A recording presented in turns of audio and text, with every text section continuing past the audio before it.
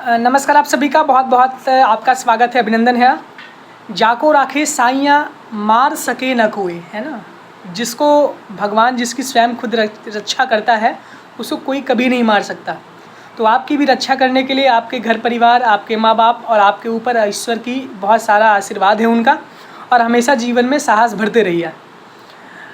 इस समय परिस्थितियाँ जो शिक्षा शास्त्र के विद्यार्थी हैं उनके लिए थोड़ी सी विपरीत होंगी। विपरीत ही नहीं कह सकते, जिनका तैयार है तो उनके लिए अनुकूल ही परिस्थितियाँ हैं, लेकिन जिनका तैयार नहीं है, बहुत सारे सवाल आपने कहे, बहुत सारे कमेंट्स आपके कम से कम आज से 10 दिन पहले से ही, जब से फ़िलॉसफी की शुरुआत मैंने की थी उसके बाद आप लगातार ये एजुकेशन का इम्पोर्टेंट बता दीजिए। इसके बाद क्रमागत परीक्षाएँ हैं आपकी, लेकिन एजुकेशन तो मेरा विषय है नहीं और आप तो एक्सपर्ट मुझे पहले ही ऐसे ही बना दे रहे हैं। खैर वो सब बात की बात है। अगर आप 5 मिनट थोड़ा टिक करके इस वीडियो को देख लेंगे तो कल जो आपका पेपर होने वाला है एजुकेशन का, उसमें आपको बहुत ढेर सारी सहूलियत मिल जाएगी और यहाँ से बहुत ढेर सारी चीज़ें आपको पता चल जाएंगी, कैसे क्या करना है, कैसे क्या कुछ नहीं करना है। और कुछ सवाल भी मैंने लिखे हैं जो गेस्ट सवाल हैं, जो आप लोगों ने कहा था, आप लोगों के निवेदन पे लिखा। पेपर का पैटर्न मैंने समझा और आपके ही चलते मैं थोड़ा सा एजुकेशन पढ़ भी लिया। तो ये बता रहा हूँ, कुछ चंद घंटे आपके लिए बाकी हैं, यानी कि आपकी परीक्षाएँ होने में और आज के समय में कुल मिला के 10 से 12 घंटों का समय है। कम से कम 5 घंटे की नींद आप लीजिए, आराम से सोइएगा ज़रूर। उसके बाद अभी आपके पास 6-5 घंटे बहुत है पढ़ने के लिए, पूरी रात बची हुई है और एक 1 नाइट फाइट की स्थिति होती है। बहुत सारे छात्र एक रात में ही बहुत कुछ कर जाते हैं, 1 घंटा ही बहुत होता है। शिक्षा शास्त्र एक ऐसा विषय है जिसका पूरा फोकस, पहला पेपर तो बहुत आसान है इसका, दूसरा पेपर भले कॉन्सेप्चुअल है लेकिन पहला पेपर बहुत आसान है।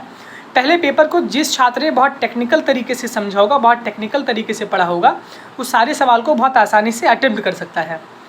आपका जो पेपर का पैटर्न है, पैटर्न आपका ये है कि अभी मुझे भी पैटर्न एकदम क्लियर नहीं पता है। कहीं से एक वायरल एक फ़ोटो हुई थी, उसमें लिखा गया था कि 5 सवाल 10 नंबर के रहेंगे और 1 सवाल 25 नंबर का रहेगा।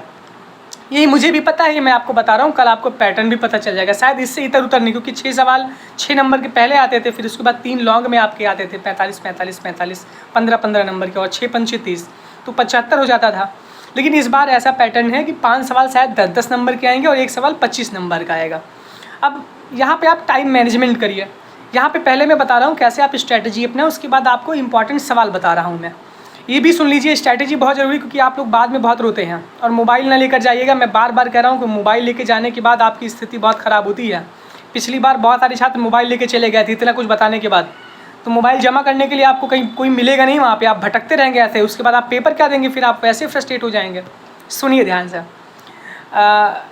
टाइम मैनेजमेंट आप कैसे करें। जैसे मान लीजिए 25 नंबर का एक पीछे लॉन्ग आंसर आने वाला है, वो 1/3 नंबर आपका कवर्ड कर रहा है, यानी कि 1/3 नंबर 25 आपका 75 में 1/3 होता है। उसके लिए आप पेज का डिवाइडेशन करिए, यानी कि मान लीजिए कि अगर 25 नंबर के एक सवाल है, 2 घंटे का आपका पेपर है, 2 आवर्स डिवाइडेड बाई 3, यानी कि उस सवाल में आप कम से कम 35 से 40 मिनट अपना दीजिए।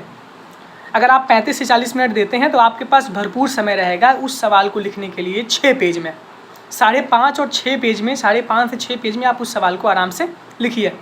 25 नंबर में अगर आपको 17-18 भी बहुत खींच के मिल जाता है, बहुत लोगों को 20 भी मिल जाता है, तो बहुत बेहतर होगा। उसमें आप अच्छे से फ्लो चार्ट बनाइएगा, अच्छे से डायग्राम बनाइएगा। डायग्राम बनाने का मतलब ये है कि अगर मान लीजिए शिक्षा के अभिकरण से सवाल आ गया तो वहाँ पे फ्लो चार्ट आप दिखा सकते हैं। शिक्षा के उद्देश्य से सवाल आ गया, वहाँ पर भी आप फ्लो चार्ट दिखा सकते हैं।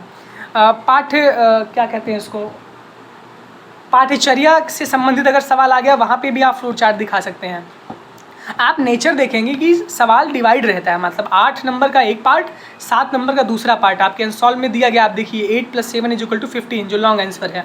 यहाँ 25 नंबर का सवाल है, यहाँ 12 + 13 दे सकते हैं। 12 एक पार्ट रहेगा, जैसे कि मान लीजिए शिक्षा के विभिन्न अभिकरण क्या हैं और इसका गृह नियोजन क्या है, तो इसको 12 नंबर और गृह नियोजन को 13 नंबर में ऐसे डिवाइड कर सकते हैं। तो आपको हर एक स्टेप पे फोकस करना है। तो 40 मिनट आप इस पर दे दीजिएगा अपने 25 नंबर के सवाल में, और जो 10-10 नंबर के सवाल हैं उसको आप एक अनुमानित टाइम आपके पास बचा 80 मिनट, तो 16 पंचे 80, यानी 16 डिवाइडेड बाई 5 = 80 मार्क्स, 80 मिनट्स। तो 16 नंबर का मतलब ये है कि आप मुश्किल से 2.5 पेज लिख पाएंगे, 2.5-3 पेज। जो इंग्लिश मीडियम के वो थोड़ा ज़्यादा स्पीड से, क्योंकि उनको मात्रा नहीं चलाना रहता, लेकिन आप उसको लिख पाएंगे 2 से 2.5 पेज। तो एक अनुमानित उत्तर आपका 2 पेज से कम नहीं रहना चाहिए। पेज बढ़ जाए, आपकी टाइम मैनेजमेंट जैसे हो जाए वो हो जाए। ये काम आप करिएगा अपने टाइम मैनेजमेंट को लेकर के। दूसरी बात ये है कि सवाल छोड़िएगा नहीं। बहुत लोग 25 नंबर वाला 2 पेज में लिख कर आएंगे और 10-10 नंबर वाला 4-4 पेज में लिख कर आएंगे। तो उनको बता देना चाहता हूँ 25 नंबर वाला सवाल ज़्यादा नंबर का है, आपके भी पास थोड़ा दिमाग होगा तो कोशिश ये करिएगा, बहुत लोग उसको पहले ही लिख लेंगे। तो ये काम आपका सही है। आप सामने घड़ी रखिए, आप देखिए जैसे ही आपका एक मतलब 5 पेज ही अगर आप लिख देते हैं 25 नंबर वाला, तब भी आपका कल्याण उद्धार हो जाएगा, आप सम्मानजनक स्थिति में रहेंगे।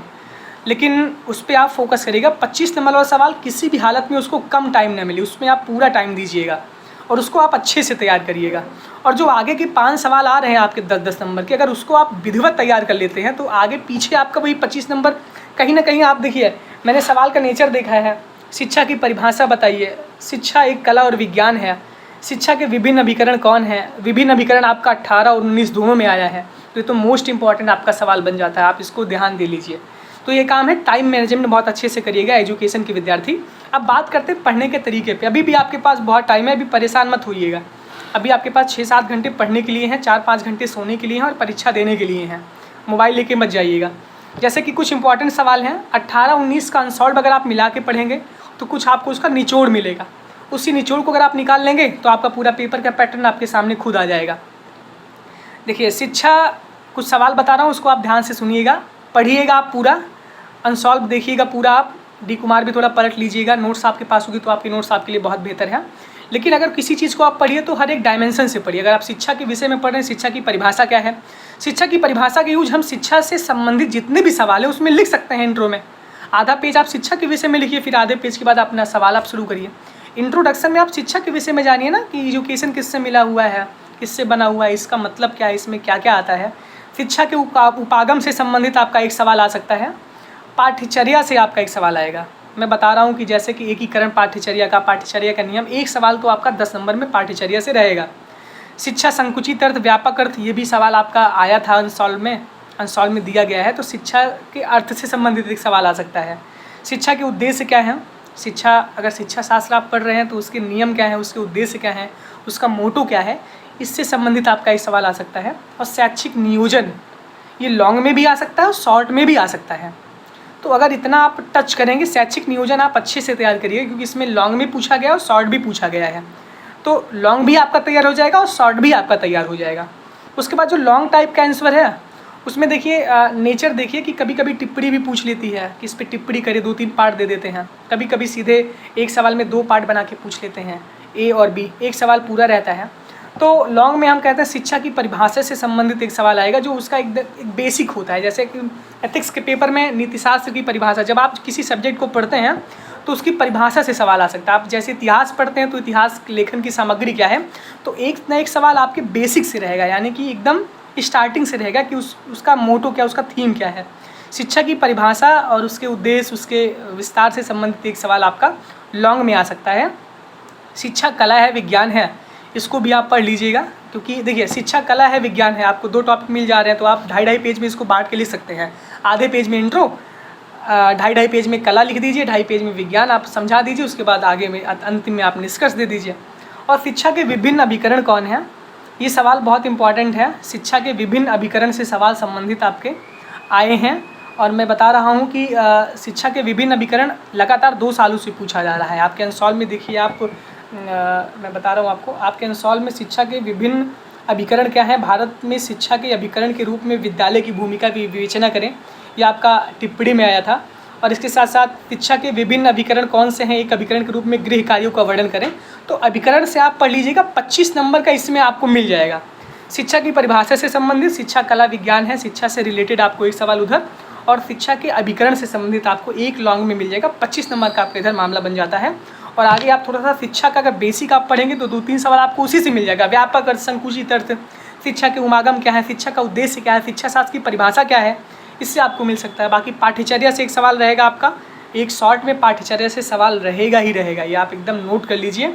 और शैक्षिक नियोजन उद्देश्य पढ़ लीजिए, इतना आप पढ़ लीजिए आप अच्छे से। देखिए, गेस्ट तो उन्हीं के लिए होता है जिनको आखिरी समय में कुछ संजीवनी बूटी चाहिए, है ना। बाकी जो पढ़ने वाले हैं वो लगातार अच्छा पढ़ रहे हैं, लेकिन यहाँ से जो बताया जा रहा है ये भी गलत नहीं बताया जा रहा है। जो भी पढ़िए एकदम दिमाग खोल के पढ़िए। देखिए अगर आप शिक्षा शास्त्र पढ़ ही रहे हैं तो सबको मिला के पढ़िए, जिससे कि आप किसी सवाल का किसी में जाके यूज कर सकते हैं हल्का सा। लेकिन अब ऐसा नहीं है कि पूछा जा रहा है महाभारत, लिख रहा है रामायण, तो उल्टा तो हो जाएगा ना। तो ये काम करिएगा। कोई और समस्या होती है सेकंड पेपर के लिए मैं बता दूंगा आपको, बाकी आप लोग इसको ध्यान दिए रहिए। बहुत बहुत धन्यवाद, बहुत बहुत आभार। ये आ सकता है, आएगा, ये कंफर्म नहीं है, देखिए कल क्या होता है। धन्यवाद।